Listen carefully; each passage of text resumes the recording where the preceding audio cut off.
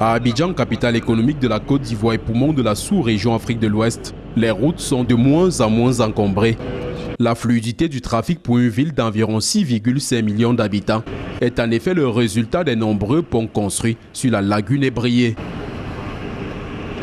Baptisé pont Félix Houphouët-Boigny, du nom du premier président de la Côte d'Ivoire, le premier long de 372 mètres pour 24,85 mètres de large, a été inauguré en 1957, après 3 ans de travaux.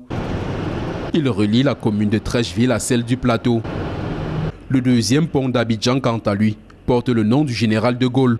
Long de 592 mètres, il relie également les communes de Treichville et du plateau. L'ouvrage, livré en 1971, après 5 ans de travaux, face à une démographie galopante, est rapidement limité comme solution au problème de congestion que connaît la capitale ivoirienne. Les Abidjanais vivent le calvaire jusqu'en 2014, quand le troisième pont, encore appelé pont Henri Konan Bédié, est enfin ouvert à la circulation.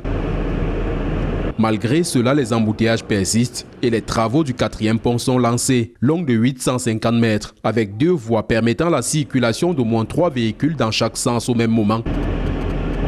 Ce pont relie les communes de Yopougon et d'Adjamé, pour ne citer que celle-là.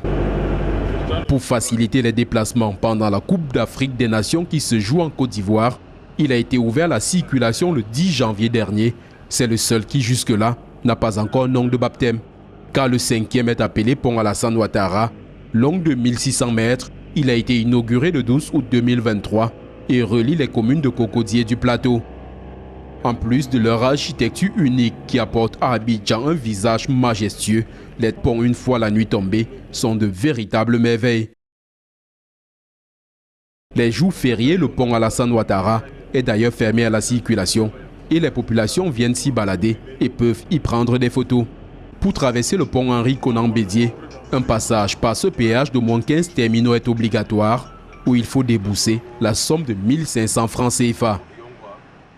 La mobilité entre les populations des différentes communes d'Abidjan, qui relevait il y a une dizaine d'années encore d'un véritable chemin de croix, s'est nettement améliorée avec la construction de 3 ponts supplémentaires, dont celui qui est derrière nous, en plus des 2 qui existaient déjà sur la lagune ébriée.